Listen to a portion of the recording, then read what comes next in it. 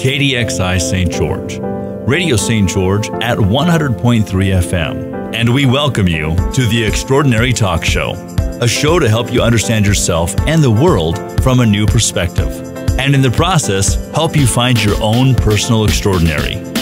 And now your host for The Extraordinary Talk Show, Della Hill. Hi, everybody. Welcome again to another great episode of The Extraordinary Talk Show on this Monday. Got a lot going on in the news today. It is April 15th, which means if you don't got your taxes done, you better get them done.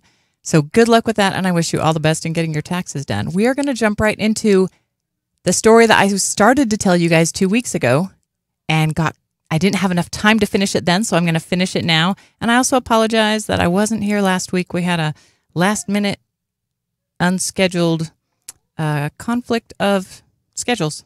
So I'm here today, and I'm going to finish the story for you. So we're talking about the law of attraction, which a lot of people think doesn't exist, isn't a real thing, or they just don't know enough about it to understand it. We're just talking about understanding it. And I'm telling you guys this story about one of the first times that I ever intentionally practiced it and what came out of that. So I had just learned about The Secret. I just watched The Secret, the movie, and it made a lot of sense to me based on a lot of fundamental principles in my life that I was already living by that I just didn't know that that's what I was doing. So I decided to put it into action. We were in Virginia, and I had just barely finished nursing school and just barely passed my nursing boards, and we decided to move back to Utah, but I needed a job, and I needed a place to live. And I started putting focus and intention into those things. I even made a very specific list of things that I needed my house to have. For example, we were living in a teeny tiny little bedroom condo, and I needed my two sons to each have their own rooms. So I needed a 3-bedroom house at least that would allow my dogs, that would have a fenced-in yard for my dogs, and that somehow would have a way that from the kitchen I could see what my kids are doing. That was important to me. So I had this list, and I knew where I wanted to live, and I knew how much I could pay, and I had all these ideas about all the things that I wanted. The question was how to find it. And then when it came to my job, I was a nurse, so I could work as a nurse, but not everybody hires brand new nurses. So I was really looking for a great job where I could earn enough money to provide for my family, not knowing how long it was going to take my husband to get a job once he got to Utah. We did decide, and we made a conscious decision to go to Utah. And when we made that decision, we then started practicing gratitude in this way. When we would have our family prayers, which we did together at least once a day for dinner and sometimes more often if we were on top of it, we would say thank you for the home that was being prepared for us in Utah and the job that was being prepared for me in Utah before we ever moved to Utah. We didn't even know how long it was going to be before we got there. I had no idea where I was going to work, but we started practicing gratitude already. And one way I can maybe tell this in another story about how to be grateful ahead of time is I have 2 boys and they love video games. And always there's a special thing that happens. If I tell them, hey, we're going to go to the video game store, they immediately react with gratitude. Even if they come to me and say, hey, can we go to the video game store? And I say, yes, they immediately are grateful. Here's the thing. They haven't been to the video game store yet, other than when we were there before. They haven't gotten a new game. They haven't had the chance to get home and play their new game. They have not yet experienced what you might say the purpose of getting the game is, but they are already grateful. And that's a special thing. And then when we get to the store, they again tell me, hey, Mom, thanks for bringing us. And when they get to get a game, sometimes they use their own money. If they got it because of a reward or something and I pay for it, then they always tell me thank you. And then when we get home and they're playing it, they come out and tell me how awesome it is. So my kids, in that way, taught me how to be grateful for something before I get it. Because before you get something, it's already in the process of being put together for you, right? Like my house, a month before we moved to Utah, somebody else was moving out of my house. Somebody else was turning in their 30 days on their lease. And then they were cleaning the house and they were cleaning the carpets and they were mowing the lawn and they were preparing it for me. I hadn't found it yet, but it was all in process of preparation for when I got here. So even though I couldn't see it, I couldn't hear smell, taste, touch it, I was already grateful for it. And that was really important. So one day I was folding laundry. I think I started telling this part last week, 2 weeks ago, and I got a phone call, and it was from a place in Utah that wanted me to come to an interview. This was the Thursday that I got this phone call. They wanted me to interview on Tuesday. I did not tell them that I was 2,400 miles away. I said, yes, ma'am, I can be there. I hung up the phone and I started packing. Saturday morning, I hugged my kids and my husband and my dogs goodbye, and I got in my car and I drove away. And I drove 2,400 miles completely by myself, which was great. It was actually a really fun adventure. And that's important too. Have fun on the adventure. And I got to Utah and I did the job interview that I went for. I was staying with my grandma, and they called me that Friday and told me I did not get the job. And I was kind of stunned. I was like, but that's what I'm here for. What do you mean I don't have the job? I've already been grateful for this job. What do you mean it's not mine? And it kind of blew me off kilter a little bit. All of my whole plans about how I had everything figured out, about how everything was just going to fall in line, wasn't falling in line. But I rolled with it. I got up from the table and I went outside to take a walk. Because that's one thing I know for me, that's a way that I can feel better. That's a way that I can feel calm and at peace, is by going for a walk. One way. And one thing I didn't know at the time was I was walking meditation. I was doing walking meditation all the time, and I just didn't realize it. But I walked outside, and there was immediately, as soon as I looked out, there was a huge rainbow across the whole sky. And I took that as a sign, as a symbol, and as a promise that everything was exactly the way it was supposed to be.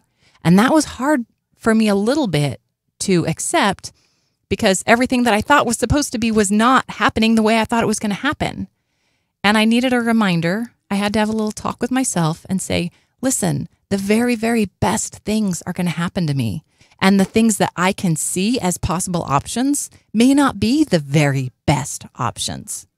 So maybe that job that I drove across the country for, maybe that's not the very best option. That's just what I needed to get me here.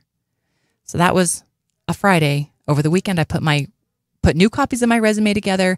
I went online and filled in a lot of applications for new places. Then I walked into a building on Monday, and at the front desk, I asked for the director of nursing. And they called on the overhead for the director of nursing to come to the front desk or call the front desk.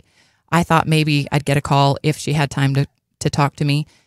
That's not what happened. As I was standing in the lobby, the director of nursing walked into the lobby and she said, well, I could call or I could just walk here because I'm right here. What can I do for you? And I immediately went right up to her and I shook her hand and I gave her my me in 30 seconds and told her I wanted to work for her. And she said, well, you got a few minutes right now? Absolutely, I have a few minutes right now. So we sat down and we interviewed each other and she offered me a job.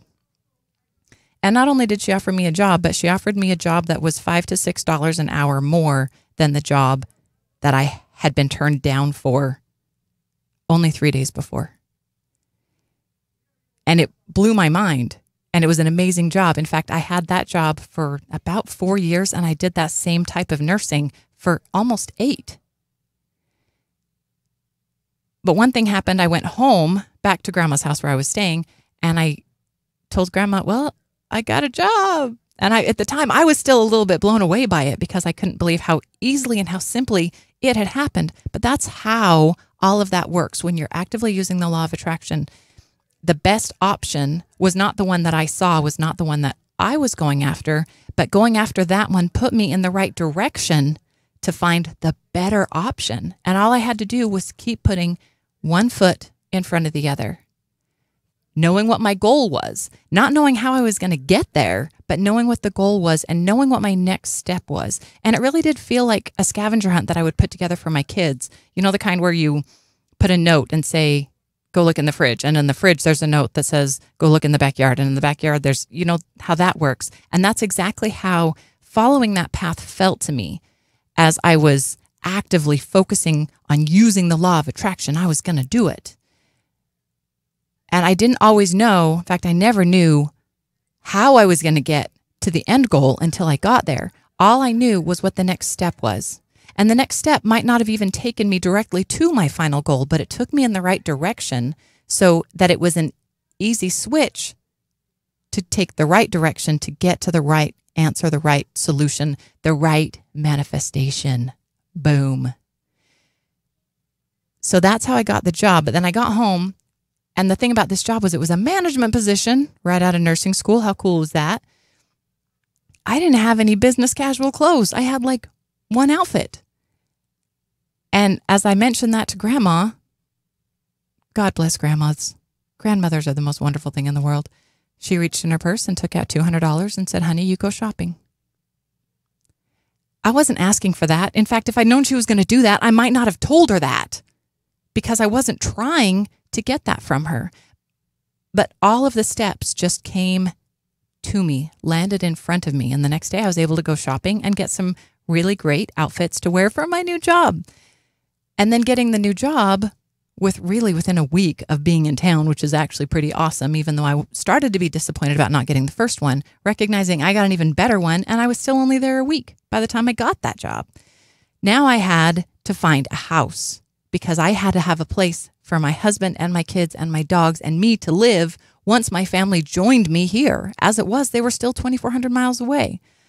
Side note, when I didn't get that first job, I didn't tell my husband. I told him on Monday after I got the other job. I'm not recommending that that's how you should always do it. I'm just telling you that's what I did.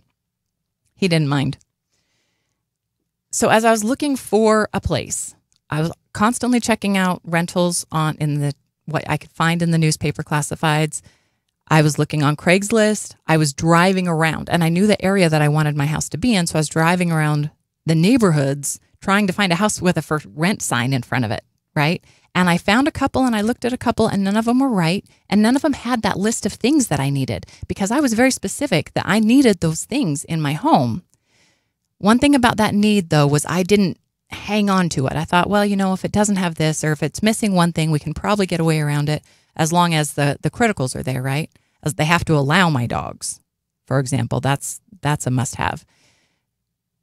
And we can work our way around some of the other things because really, the universe and God, as I understand him, is bringing me the very, very best thing for me. And I don't have to know how it's the best thing to know that it's the best thing. And when it comes to me, it's going to be awesome. And that was the attitude that I had. And I confused Grandma a little bit. God bless her. Because I would go yard sale shopping. When my husband and my kids came, they were planning on bringing our minivan and our 6-foot trailer and nothing else. And if it didn't fit in that minivan or 6-foot trailer, it was not coming to Utah with us. No furniture, nothing that would take up any big room was coming. So I had to basically restock my house. I had to find a couch and chairs and beds and everything for my kitchen. And here comes Grandma to the rescue again because Grandma insisted on giving us her extra beds from her spare rooms. So in one room, she's got a queen bed, and in the other room, she's got 2 twins, which is perfect for what my family needs. And she insisted that we take them. I didn't ask for them. She just said, oh, honey, I've got this one solved for you. You're just going to take these beds. If I'd known that Grandma was going to buy brand new beds to replace the ones she gave me, I might not have accepted them. As it was, she told me they were getting old and she was going to get rid of them anyway, which is the thing that grandmothers would say. Anyway, I started yard sale shopping. On Saturdays, I didn't have a house to move into yet, but I knew when I got that house, I was going to need some kitchen supplies. I was going to need some plates. I was going to need some sheets and all of those other things that you need to have when you move into a new home and when you're living there. And I would find these things for great deals at yard sales, and I would bring them home and put them in Grandma's garage.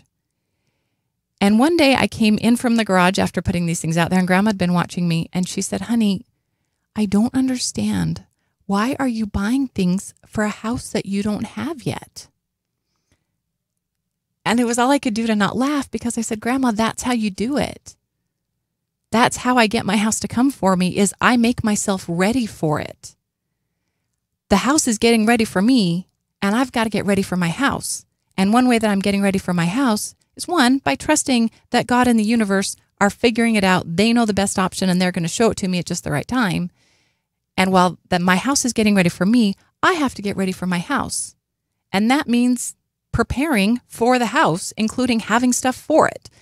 All of that was a concept that Grandma didn't really seem to get. And that's okay. And if you don't, that's okay too. But I came inside from the garage and sat down on the couch, and she was still kind of shaking her head about this. And I popped open Craigslist. Oh, look, there's a new house for rent in this area that I hadn't seen before. So I immediately tapped the screen. And we're talking, this is about 2012. And Grandma still has never had a cell phone, much less a smartphone. And the idea that I could tap the screen on my phone to call a random number about a house just blew Grandma's mind. So that's pretty fantastic anyway. It's something that we're used to, but it really is a cool thing that you can do that. And I called on this house, and the lady that answered said, "Oh, really? I just barely listed that on Craigslist like 5 minutes ago." So I was literally the first person to call within minutes on this house. And that's not even the first time that that's happened to me. So I went and looked at the house. It was 2 blocks away from Grandma and Grandpa and 2 blocks away from my parents-in-law. And it was perfect. It had everything on my list. 3 bedrooms with a yard. The yard wasn't fenced in, which was one of those wiggle areas, but they were more than willing to allow us to install a fence on the side of the house to make it fenced in so that my dogs could be in the backyard. And it was exactly in my price range, and it was exactly all of the things that I needed. And it just happened. And it worked so well that I got my job first, because by the time I actually got the house, I had money from my job that I could use as a down payment and my first month's rent. And then they weren't sure when the house was going to be ready, when it was the other renters were going to be out and it was going to be fully cleaned. It turned out to be ready 3 days before my husband and kids arrived. Everything as it was worked out perfectly. And that house, let me tell you something about that house. Not only did it have all of the things in that house that I needed it to have, but it put me and my family in the right place. We lived in 2 other houses in that neighborhood, in fact, on other sides of that same block, for the next 8 years. We only lived in that house for a little over 2 years, but we lived on that block for 8 years. And on that block, we made some tremendous friends. We built some wonderful relationships. Our kids had friends. As the adults, we made friends with our neighbors, and we loved these people. It was a wonderful place to live. And every day I could see another reason why that was the perfect house for me to be. And it wasn't just that I had attracted that house, that I had brought it to me, but that house, in its own kind of interesting way that's hard to explain, had attracted us to it. In fact, one of my neighbors, whose son hung out a lot with my son, told me, she said, "Della, I prayed you guys here. My son needed a friend. I prayed for you and you came." And I kind of laughed and I said, "That's funny. I thought I was the one that prayed me here." But remember, when you're asking for something, it's not just going to bless you. If you do it only your way and insist on being in control of everything about it and how it happens, then it's going to be more about you. But the more you can trust that everything will work out as much as it's absolutely supposed to, you will get more and more things out of that than you ever realize. If I had picked a house and said, "This is the house I'm going to go to," I might not have been in exactly the right neighborhood at exactly the right time, in the right place where I needed to be and where other people needed me to be. But because I trusted and I just took the next step, and because I was grateful, starting way back in the beginning, before I could actually see, hear, smell, taste, touch any of these things come to be, I started out just being grateful. And I started out with a dream, a wish, a desire for these things to work out and to come to me and for me to come to them. And then all I had to do was maintain my gratitude, maintain my faith. And at that time, for me right then, that was really easy. Other times it's a lot harder to hold on to your faith, but that's really critical, because when your faith gets in the way, or when your lack of faith gets in the way, it literally gets in the way. It literally blocks the amazing things that you're attracting from coming to you. That's why you have to have that faith. Desire and wishing and wanting is critical, because if you don't desire and wish and want something, then you can't choose what's coming to you. But if you don't have faith that it can come to you, then it can't, because what you believe is true. So I love the law of attraction the more I learn about it. When I first learned of it, I thought, okay, that's pretty cool. And then I got that really cool experience where I basically manifested a job and a house, exactly the right amount of money, exactly the right place, exactly the right time, everything that was perfect for me and my family. And then later I went back and thought, you know what, maybe I should have asked for more. Maybe I should have asked to make more money, and maybe I should have asked for a bigger house. And the thing is, I could have. And if I had had full faith in those things, I could have gotten those things. However, it was easier for me, and it might very likely be easier for you, to set your heart on something manageable, that's a manageable size. Because if you hope for something too big, then that doubt gets in your mind, and that doubt blocks you. At that time for me, I had to ask for something that I knew was reasonable and feasible.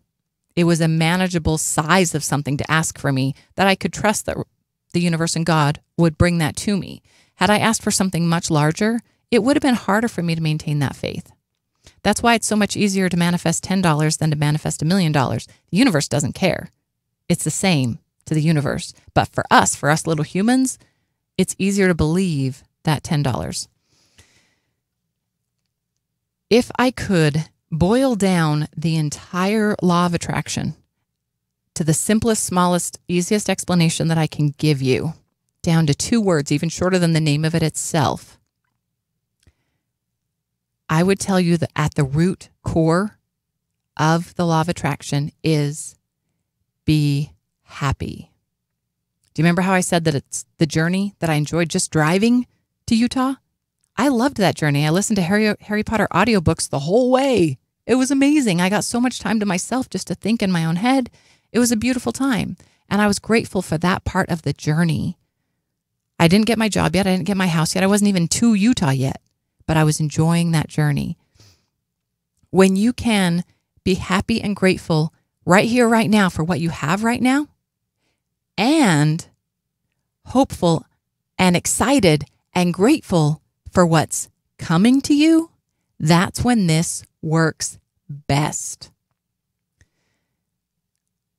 In these meat suits that we wear on this planet Earth that we're currently on, not all, but a good part of our purpose on this earth is to experience. We get this meat suit, this virtual reality suit, for right here, right now, while we're in this life.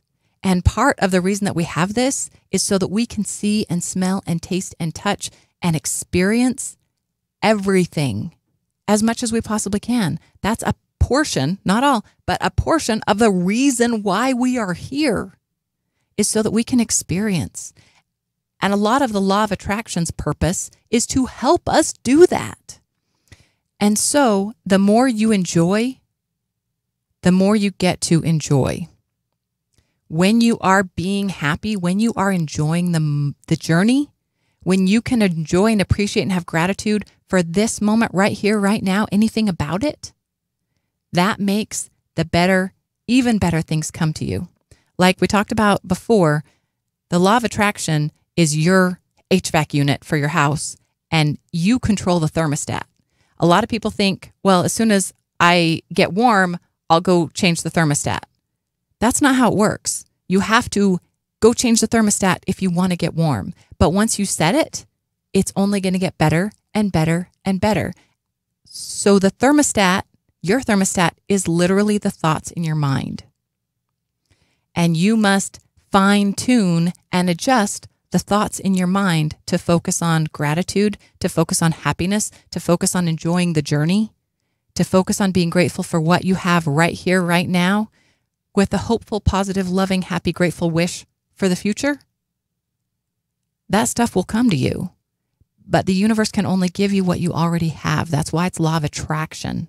If you go look in the mirror and tell your mirror image to smile at you, it's not going to smile at you until you smile first.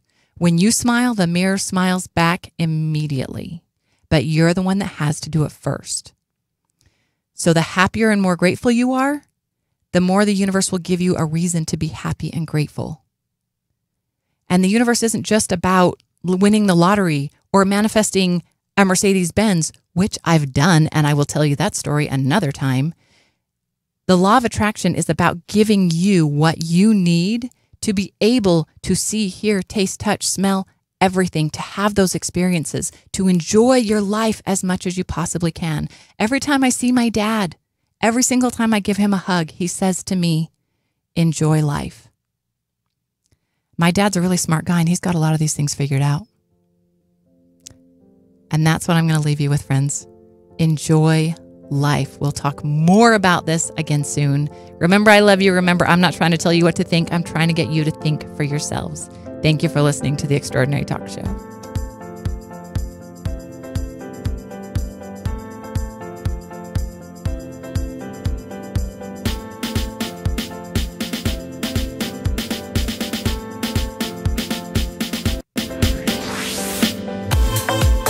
You've been listening to The Extraordinary Talk Show with Della Hill. Search YouTube and Facebook, Spotify, or Podbean for video and podcasts of this show, or go to radiostgeorge.com. We'll see you next week for another edition of The Extraordinary Talk Show.